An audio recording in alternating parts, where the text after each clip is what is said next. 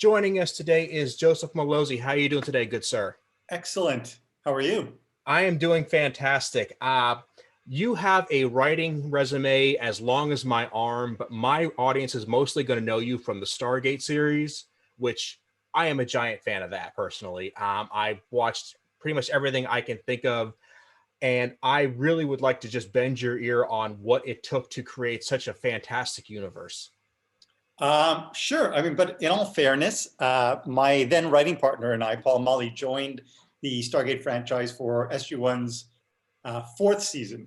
So, although I did help craft the series after landing on the franchise, it was really Brad Wright and Jonathan Glasner who co-created SG-1, and then afterwards, Brad Wright again with Robert C. Cooper, who co-created Atlantis and then Universe. Sure. I'm a huge Atlantis fan, which is why I might have given you a little earlier credit than was probably due. But yeah, Atlantis, I really got my hooks into that.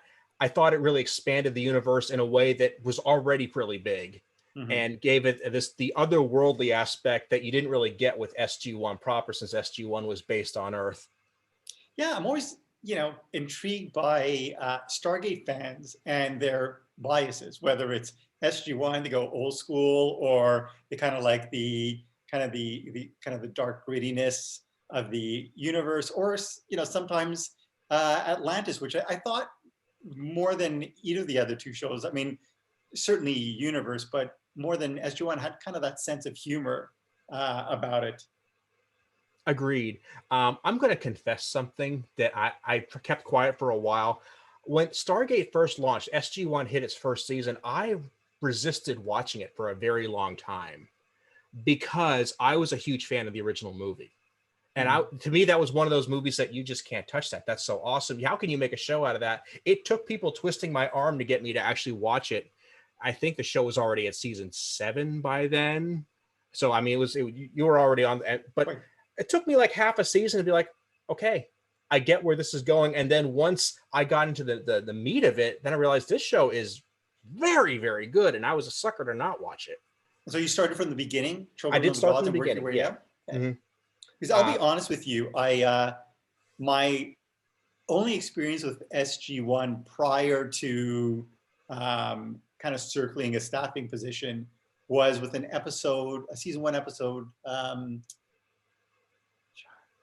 I don't recall the name, but it was like the worst episode, arguably the worst episode Stargate had ever produced. So with Carter, who ends up, Emancipation. That was it. Okay. Season 1, Emancipation.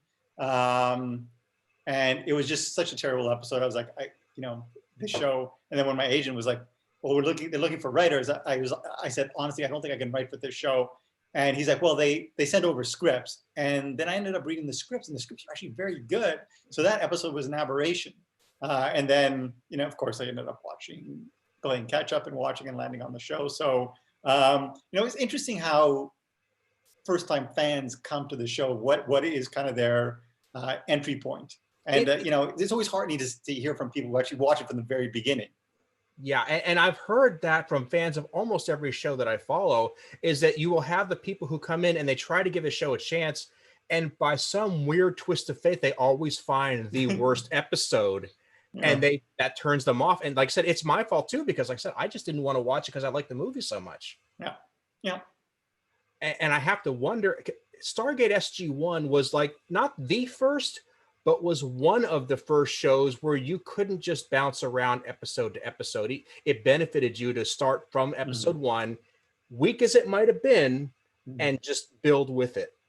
Yeah, I mean, that's one of the nice things I liked about working on the Stargate franchise, especially SG-1 and Atlantis, is that you have that episodic element. So, you could tune in and get a story with a beginning, middle, and end, and yet they would always add to either the mythology or an ongoing story or character arc that would pay off somewhere down the line. And I'm just trying to think of shows that did that. I mean, DS9 and Babylon 5 had done it a few years earlier, but was there a sense writing at that time that you suddenly have more freedom to build those worlds that you didn't have earlier? Not really, to be honest with you. Uh, as I said, my Paul and I landed on the franchise at the beginning of season 4, and we pitched. We landed this staffing position on the strength of a script we wrote, Scorched Earth, which was one of the first, I think our second episode produced. But if you look at all the scripts that we wrote during the show's 4th season, they were all standalone, and they really had nothing. They weren't really mythologically connected. I remember at the end of the 4th season, when we heard about there would be a 5th season, Paul and I were kind of at a loss. We were like, I don't know how we can keep coming up with ideas. And we found that actually it was actually easier to go back into the past and kind of mine what had come before. And so as sort of the show progressed, we were able to tell standalone stories, but we were also able to tell stories that kind of harken back to stories we had told in the past. So really, as time went on and we built that mythology, we built that backstory, the stories actually became easier. That's interesting because, I mean, I've played my hand at writing, but I've always found that it sometimes feels more difficult. Some writers talk about getting boxed in with previous stories, and it sounds like that was the exact opposite effect for you.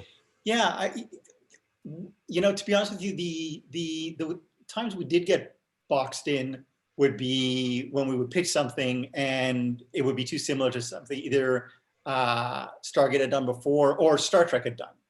So, those were kind of really the only limits. And as I said, coming up with those standalone one-offs, like I remember I did a script for episode 7, I think it was called Revisions. The team goes off-world, they encounter this society, and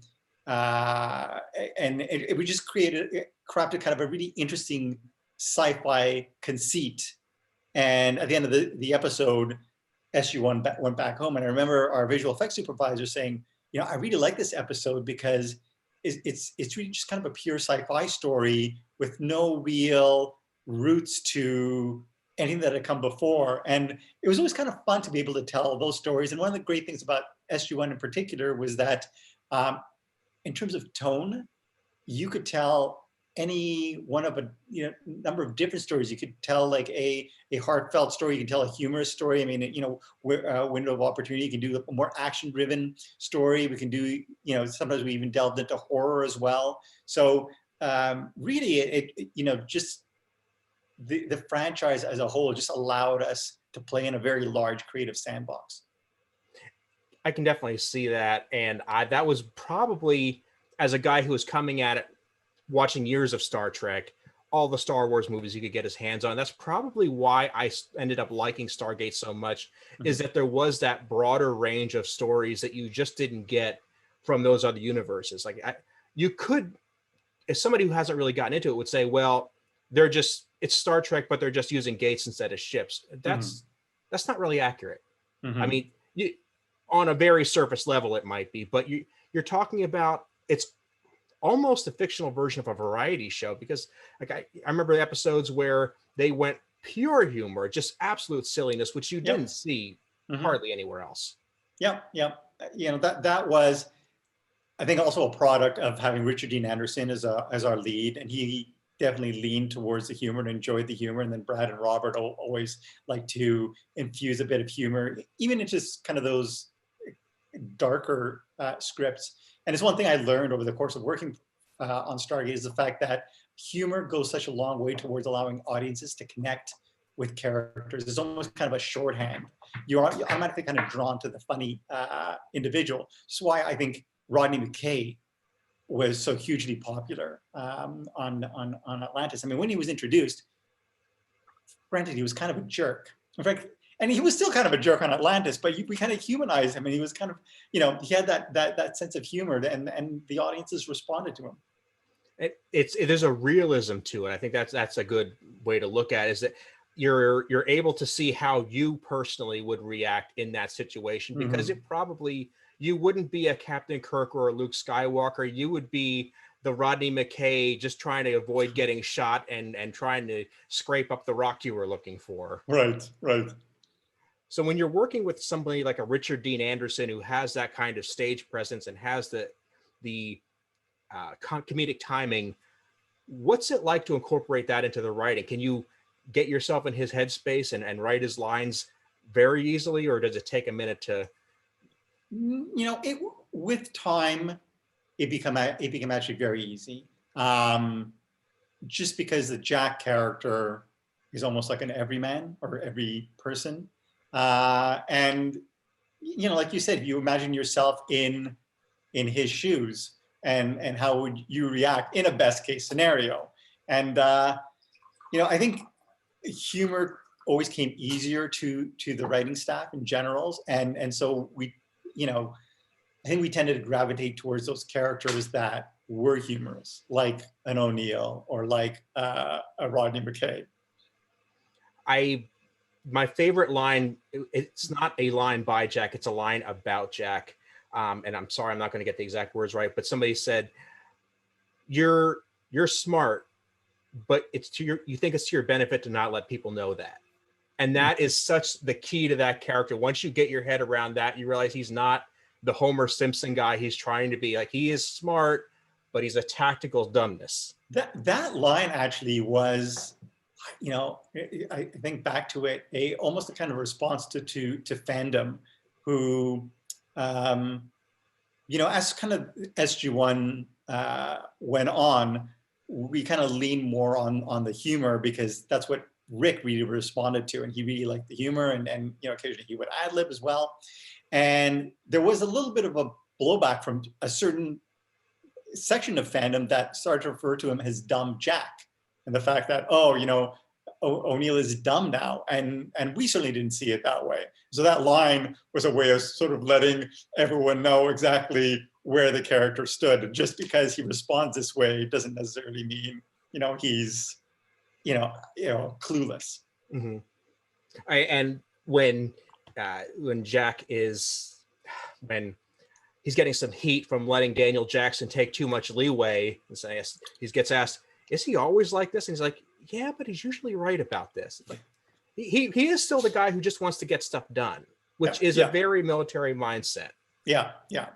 And I think that needs to be worked in, is that, you're dealing with people who are, the military mindset is a very specific mindset. Mm-hmm. Yeah, I mean, I look back at my time on SG1 in particular, and what set SG1 apart was the fact that we had military advisors who would read the scripts and vet the scripts and kind of weigh in with thoughts on everything from uniforms to proper way to salute indoors, things like that. So we would always receive fan mail, but it was always really interesting to get fan mail from, let's say, troops who were stationed overseas, who still managed to catch the show wherever they were. Is there anything in particular that stands out from that time? A certain, I was saying, a certain type of fan or a certain particular letter? Just kind of in general, the fact that the show had so much support amongst the armed forces. I mean, just fandom in general, but the fact that it was specifically such a beloved show by the armed forces always kind of stood out in my mind, because it's something that I've never experienced before for any other show. Sure. And I don't make shows myself, but from my understanding, it's very difficult to get the armed forces to sign off on a show the way they did with SG1. The one little thing in the script that they don't like, they just don't want to touch it. Right. Yeah, but I think we earned their trust over time, so much so that we had two generals guest star on the show. Have you ever actually been inside the Cheyenne Mountain Complex? I have not, although I heard a story from Martin Wood, who's our longtime Stargate director, who actually went there to shoot some of the establishers. I mean, in the first few seasons, you have those establishers where you cut outside Cheyenne Mountain and then roll into the show proper. And those were getting kind of old, so we went there to shoot some kind of B-roll, and he actually got to go inside Cheyenne Mountain. Apparently, they have he was shown a room that was marked something like Stargate Command, do not enter. It was a room closet, as it turned out. But so basically everyone there apparently watched the show as well, which is great. Well, you would think so. I mean, when something is theoretically shot on location, even if it's really not, you Right. take that personally. You get a little bit of an investment in it. Yeah. Yeah. I do you happen to be a fan of the movie UHF? I have never seen UHF. I know it's And a weird Al. it's Weird movie, Al, right? yes. Yeah, it's just a side comment. It was filmed about 2 hours from where I'm sitting right now. Yeah. And I have just made a point to go around and find all the locations just because it seemed like a fun thing to do. So yeah, I mean, it's just because I mean, I love the movie, but even if I didn't, the fact that I know it was made right here, it just perks my interest. Yeah. So granted, we're in this weird world right now where we can't do the things like go to conventions but when you do go to those conventions, what's been your response even years now after the Stargate franchises hit a slump? Well, I'll be honest with you. I rarely go to conventions. The writers are rarely invited. Usually, the convention organizers are more interested in obviously actors, but not just regulars. But let's say the guy who played Jaffa #2 will get an invitation before Brad Wright, who co-created the show, which is kind of crazy. The few times I do go to conventions, there are something like San Diego Comic-Con or maybe the local cons, just really more to track down some supervillain statues, because I'm a big fan of the supervillain statues. And I will occasionally run into fans still who, cosplay as Stargate characters. In fact, I think 2 years ago, which was the last convention I went to, I ran into a woman who was cosplaying as Elizabeth Weir, which is kind of bizarre, but good for her. Yeah. Yeah. So it's always heartening, and really, I mean, I try to maintain a fairly healthy online presence, and I'm aware of how how much the fans still support the franchise. That there are still a ton of Stargate fans out there who are eager to see a new series. Your Twitter feed is actually the reason I reached out to you, because I do like how you spotlight a lot of really cool stuff that has nothing to do with Stargate. I just like the fact that you'll bring up a different dish that you're seeing or a different trend you might see in the news. And it's always positive, always upbeat, or at least if it's not super positive, it's thought provoking. And with so much toxicity out there, that kind of thing is very, very appealing to me. Well, great. Swing on by, follow Baron Destructo on Twitter. I'm going to make sure I get that in the show notes and any other social media you want to drop on there. Okay. You've got a website too. I do, josephmallozzi.com, where I've been blogging, I want to see now, for over 13, 14 years. Not missed a day. I've covered everything from my various productions to my dogs to, you got to keep it diverse, just because if you're blogging every day, you run out of things to say. Yeah. Got to get yourself in the right headspace, and, blogging different topics brings in a different audience. Mm-hmm. Have you noticed a trend in the blogging over the past 5 years with social media becoming the new space to talk? I became active on social media right before I started on Stargate, just because I wanted to get, test the waters and see what some of the fans were thinking about the show. So for me, it hasn't really been a sudden development over the past 5 years, but kind of a slow development over, I want to say, 20 years. So certainly I see more people online. I see a lot more interactions. There's a lot more ease of interactions. And then a lot of diversity of opinion, shall we say? Sure. And that's kind of where I was leading with that is I've heard bloggers say that it's now difficult to get people to actually sit and read a blog because they just want to read a single tweet and react. Has that been your experience? I mean, a little. I find that certainly my blog traffic seems to fall off when I'm not in production. Um, uh, and you know, I think that's a good point. In general, it's the same way with television viewing. People seem to like the smaller packages. They don't really want to invest time in kind of longer, more elaborate productions, which is, you know, kind of disappointing. But I would agree, and especially when you're talking about a subject, just a fictional universe, for example, creativity. It's not something that fits into 200 and some characters. right. Usually, you have to flesh out the ideas, bounce a couple ideas back and forth, and I like blogging, and I wish that people would go back to actually like reading, soft book ideas and so forth. I know that's still there, but it just seems like it gets lost in the traffic sometimes.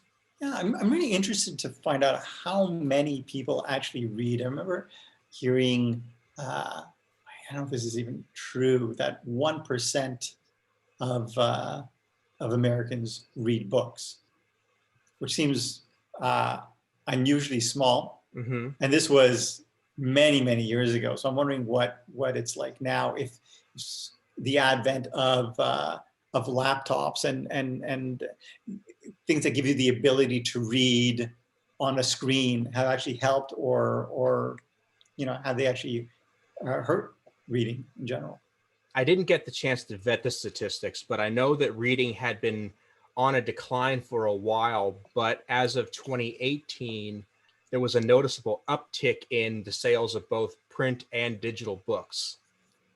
And it was a very big uptick. It was like on the age of like 30% or something like that over the previous year. So Now, why is that? I don't know. I didn't get a chance to vet the statistics. I don't trust statistics until I can see how they were compiled and who compiled them. Yeah. But as somebody who reads a lot and somebody who values the written word, I find that encouraging. It gives me cause for hope. Yeah. I mean, I think you got to start them young. You know, I would imagine, you know, a series like the Harry Potter series ended up encouraging many youngsters to read, and you know, hopefully that followed through, and you know, they continued to read as they grew older.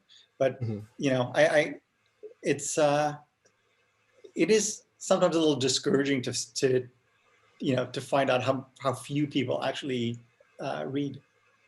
Yeah, the old statistic used to be that 20% of people never pick up a book after high school, which is still better than the 1% that you quoted earlier, but it's still, there's so many topics out there. There's so many different styles of book, and I mean, and audiobooks add a whole new level to the conversation too. It's like, if you physically can't see or you don't have the time to sit, there's still a book for you out there. Yeah. I don't know if I would have the patience for an Audible or an audiobook. I imagine I would have to listen to that double speed. You can do that, right? Yes, you can. Yeah. And you can also slow it down if that is useful to you as well. And I've done both depending on the book. Right. A good voice actor will be paced well enough that as long as you're paying attention, you'll get the material. Right. But yeah, I also kind of wonder about what I'm thinking of as the post Harry Potter effect, where people got into reading, like you said, because of Harry Potter, and they got to the end of the series and they're like, what now? Yeah. And they're used to reading, and now they don't have any more Harry Potter, but they want something. Yeah. I mean, any series that will encourage kids to read, you know, is great. And there are a lot of them. I mean, there's a Harry Potter, there's the series of Unfortunate Events, the Lemony Snicket series was also a great kids book. And you know, I haven't read them, but the Hunger Games series as well. Yeah, a little more YA, but still something that'll draw young readers. But from what I understand, actually, the YA book space is doing fairly well. For a while, YA was considered to be the hardest genre, but the most profitable genre to sell to, if you could crack it. So a lot of people pushed to get their stuff there. Yeah. And so I think that a couple of years later, we're now seeing suddenly that space exploded. And we have books that were originally written for adults that they just said, we can tweak it here or there, make it a YA, possibly make more money. And quite frankly, on the TV side, there is certainly a push to acquire some, those YA titles. Less a case of sort of original series and more acquisition of IPs, meaning intellectual properties, books, comic books that would appeal to younger viewers. I just released an episode today with an author named James Rubin, who said that we're at a point now where TV is the space for decent material. It's just it's blowing out movies. Movies are what they are, but TV, all the great writers are on TV right now. Is that kind of what you're seeing too? Yeah, I've seen that for a while now, and I think the kind of the rise of the serialized storytelling, shows like The Sopranos and Breaking Bad, Mad Men have kind of led that. And it's funny how when as a young writer looking to break into the industry, your initial thought is you want to write movies, and yet the reality is that the chances of getting your feature film script produced are infinitesimal. And then even if you do end up getting it produced, you'll probably be rewritten and kind of shunted off to the wings, because features are really a director's game, whereas television is a writer's game. So a writer can become a showrunner, and I mean, as the title implies, run the show, call the shots, with creative and from a production standpoint. And as a result, because the power really resides more in TV, that's where I think a lot of the talent has really pooled. And then as a result, you get products like the Queen's Gambit and other productions. And as you pointed out, as movies continue to be what they are, the bar continues to rise in terms of the storytelling on television, and that ends up attracting top directors who normally would never, would do film and would never think about doing television, suddenly start migrating to television. It's the same thing with talent as well. Reese Witherspoon doing a TV show, who would have thought? And yet, she did, because I'm sure she responded to the material. Yeah, and it seems that there was also some more doors opened when the expectation that you'd have a 23 episode season suddenly took a back seat when some projects were like, we can just give you a really good 10 episodes, and that might be cheaper to make. You might get a better story out of it. The fans might grab it faster. I mean, so many different shows out there. It's hard to find one story that fits all, but it seems to be the way things went. Yeah, I mean, networks are still very much a 20, 24 episode commitment, whereas streamers went from, I think, 13 to now 10 is really more the norm.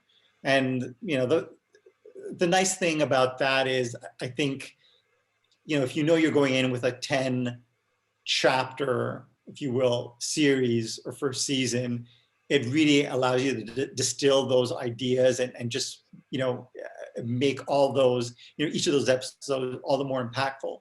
On the other hand, landing on a streamer will often mean 3 and out if you're lucky. Whereas if you're on a network, who knows how long you can go on. I mean, SG1 was on for like 10 seasons. We almost did an 11th season. But sadly, it was not to be. Yeah, and that is a shame, because I would like to go back to the Stargate universe big time. I especially think that it's got that effect that you could make different Stargate teams that would, again, just like you made a separate team for Universe and Atlantis. There's so many potentials to reiterate that concept in entirely new ways.